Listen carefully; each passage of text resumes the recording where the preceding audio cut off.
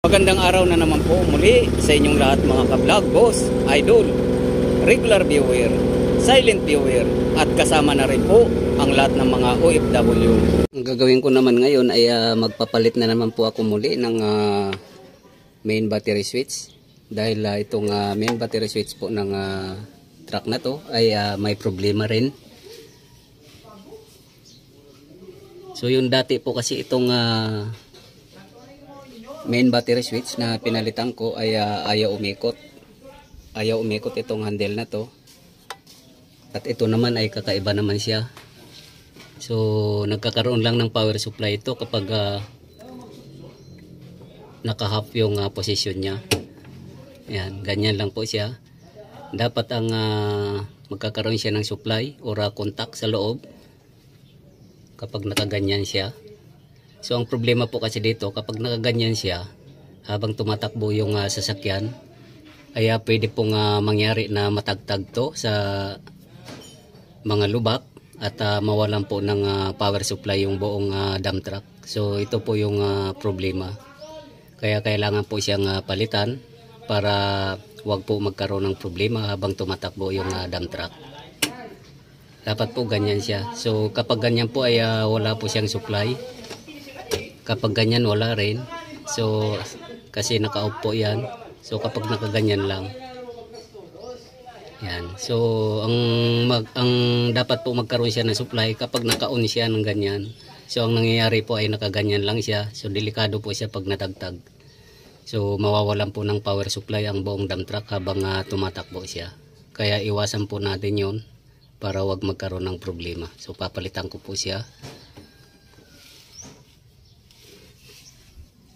Ito po yung pampalit na bago. Main battery switch.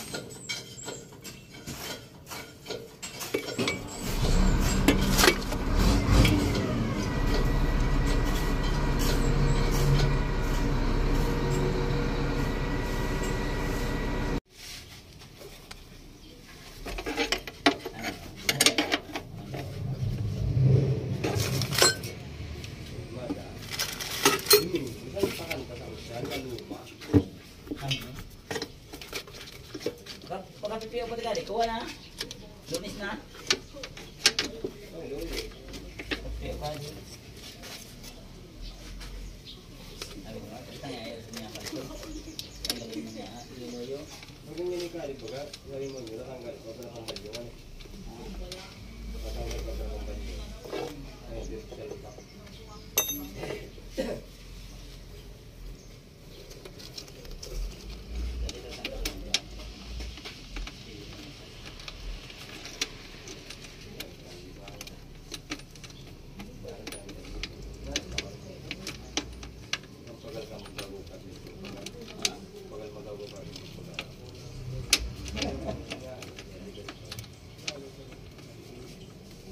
Kung matipikla sa libra,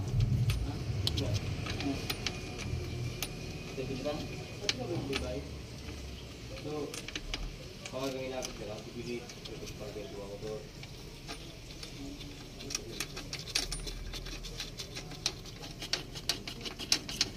Ito po mga pagkalit. Ang bang nagyan.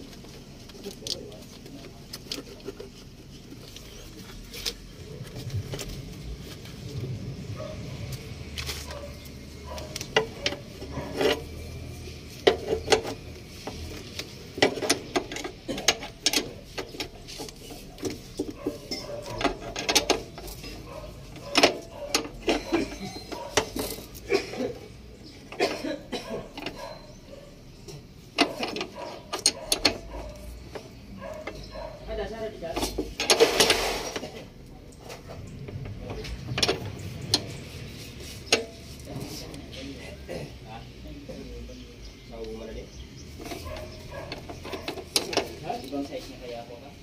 Di ba yan isda? Apa ito mo? Nasa diya?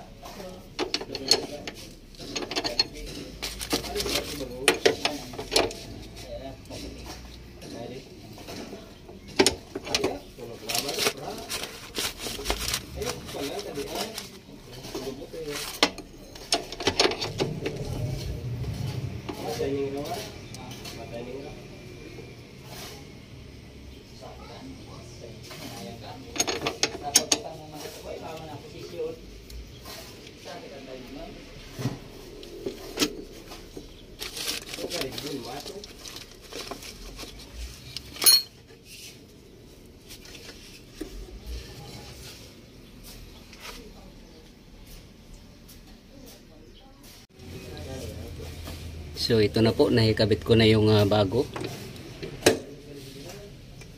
Yan.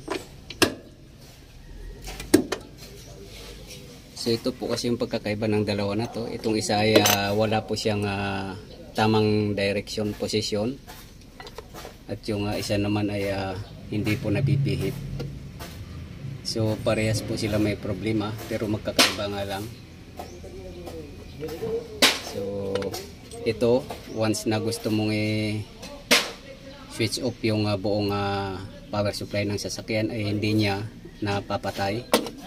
At ito naman wala po siyang direction, so anytime po na matagtag yung dump truck habang tumatakbo ay mawawalan po siya ng power supply. So ganito po yung nangyari sa kanila. At ngayon po ay napalitan na, ay okay na po yan. So hanggang dito na lang po muna ang video kong ito. Please like, subscribe na lang po and hit notification bell para sa susunod na mga video. God bless all po.